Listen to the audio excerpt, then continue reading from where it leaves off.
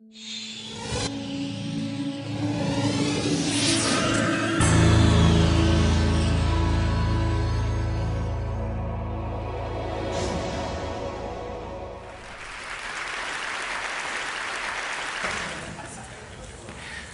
splendid music, the coming in music, the Elephant March from Aida, is the music I've chosen for my funeral. And you can see why it's triumphal. I won't feel anything, but if I could, I would feel triumphal at having lived at all, and at having lived on this splendid planet, and having been given the opportunity to understand something about why I was here in the first place before not being here. Can you understand my quaint English accent? Okay. Like everybody else, I was entranced yesterday by the animal session, Robert Full and Franz Lanting and others, the beauty of the things that they showed. The only slight jarring note was when Jeffrey Katzenberg said of the Mustang, the most splendid creatures that God put on this earth. Now, of course, we know that he didn't really mean that, but in this country at the moment, you can't be too careful. I'm a biologist, and the central theorem of our subject, the theory of design, Darwin's theory of evolution by natural selection, in professional circles everywhere, it's of course universally accepted. In non-professional circles outside America, it's largely ignored. But in non-professional circles within America, it arouses so much hostility that it's fair to say that American biologists are in a state of war. The war is so worrying at present, with court cases coming up in one state after another, that I felt I had to say something about it. If you want to know what I have to say about Darwinism itself, I'm afraid you're going to have to look at my books, which you won't find in the bookstore outside.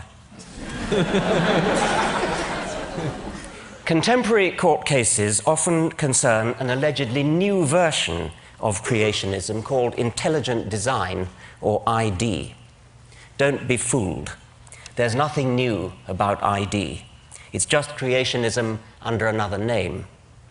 Rechristened, I choose the word advisedly, for tactical political reasons. The arguments of so-called ID theorists are the same old arguments that have been refuted again and again since Darwin down to the present day. There is an effective evolution lobby coordinating the fight on behalf of science, and I try to do all I can to help them, but they get quite upset when people like me dare to mention that we happen to be atheists as well as evolutionists. They see us as rocking the boat, and you can understand why. Creationists, lacking any coherent scientific argument for their case, fall back on the popular phobia against atheism. Teach your children evolution in biology class, and they'll soon move on to drugs, grand larceny, and sexual perversion.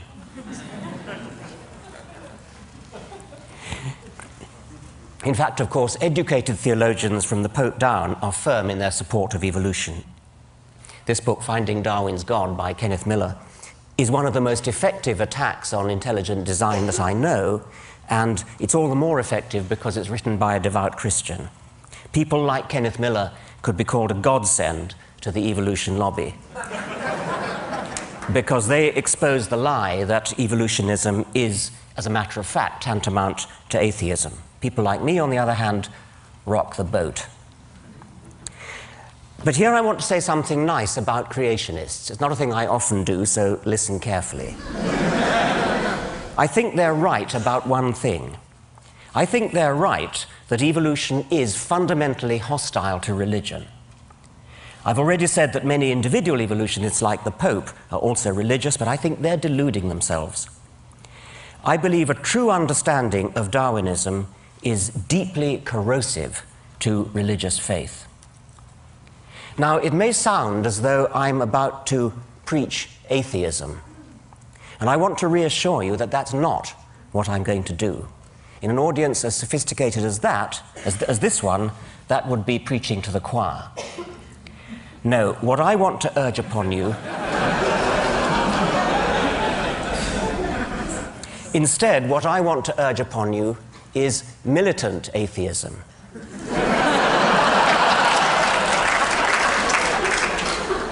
But that's putting it too negatively.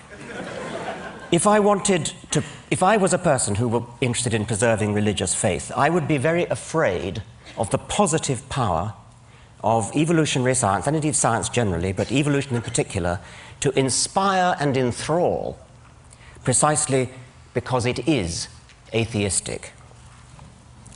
Now, the difficult problem for any theory of biological design is to explain the massive statistical improbability of living things. Statistical improbability in the direction of good design. Complexity is another word for this.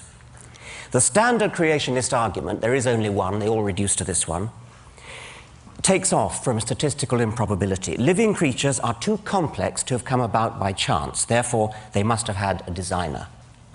This argument, of course, shoots itself in the foot. Any designer capable of designing something really complex has to be even more complex himself. And that's before we even start on the other things he's expected to do, like forgive sins, bless marriages, listen to prayers, favor our side in a war, disapprove of our sex lives, and so on. Complexity is the problem that any theory of biology has to solve.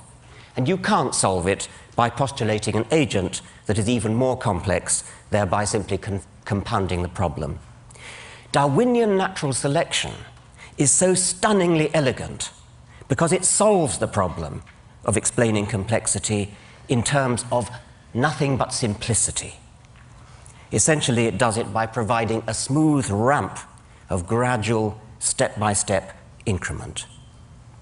But here I only want to make the point that the elegance of Darwinism is corrosive to religion precisely because it is so elegant, so parsimonious, so powerful, so economically powerful.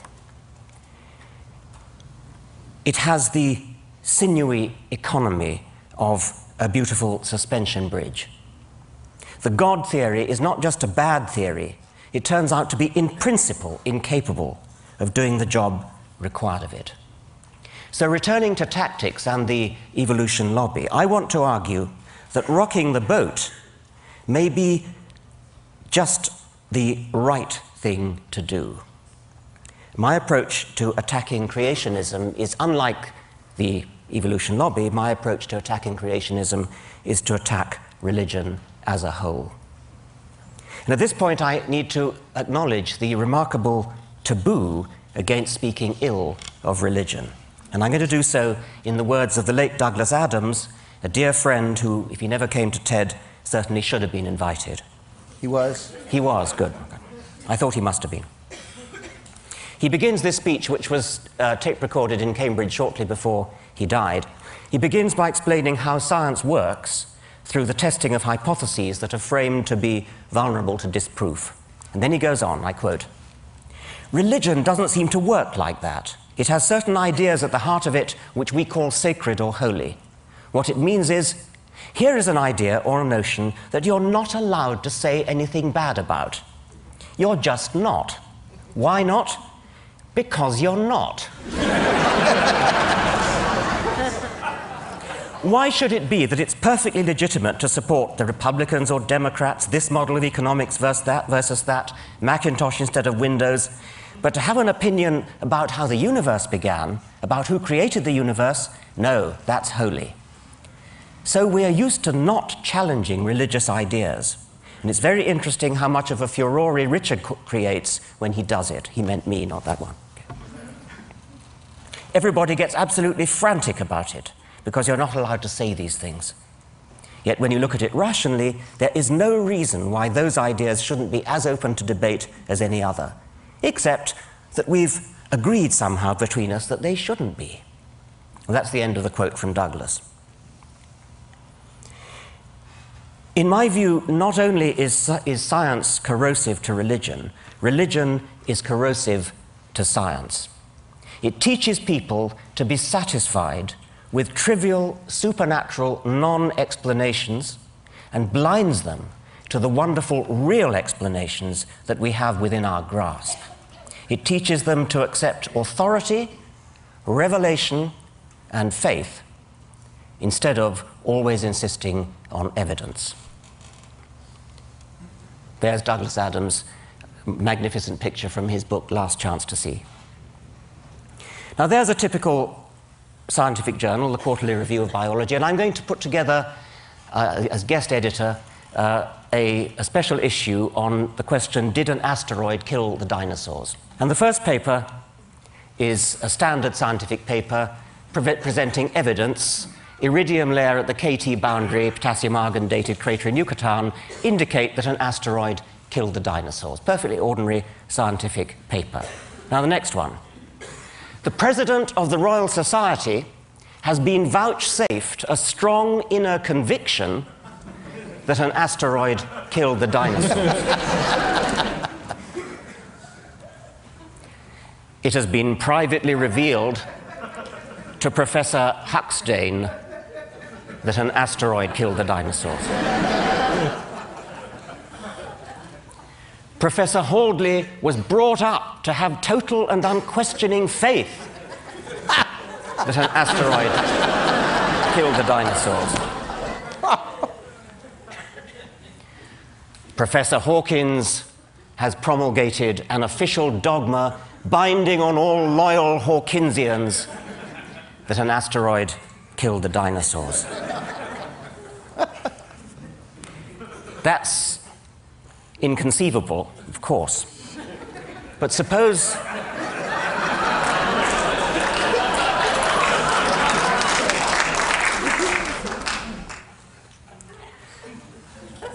in 1987, a reporter asked George Bush Sr. whether he recognized the equal citizenship and patriotism of Americans who are atheists.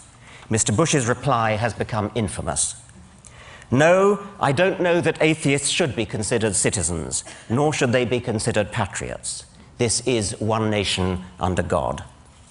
Bush's bigotry was not an isolated mistake blurted out in the heat of the moment and later retracted. He stood by it in the face of repeated calls for clarification or withdrawal. He really meant it. More to the point, he knew it posed no threat to his election. Quite the contrary.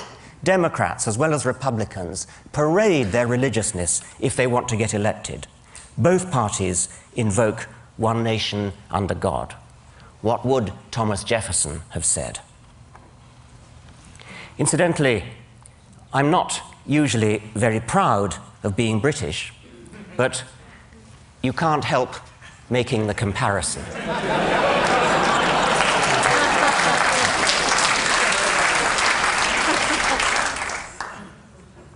In practice, what is an atheist? An atheist is just somebody who feels about Yahweh the way any decent Christian feels about Thor or Baal or the golden calf.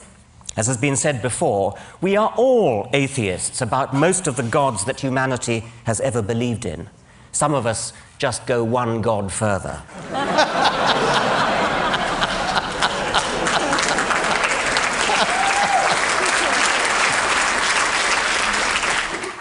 And however we define atheism, it's surely the kind of academic belief that a person is entitled to hold without being vilified as an unpatriotic, unelectable non-citizen.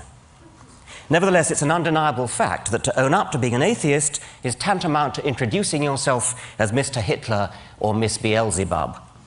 And that all stems from the perception of atheists as some kind of weird, way-out minority. Natalie Angier wrote a rather sad piece in the New Yorker saying how lonely she felt as an atheist. She clearly feels in a beleaguered minority. But actually, how do American atheists stack up numerically? The latest survey makes surprisingly encouraging reading. Christianity, of course, takes a massive lion's share of the population,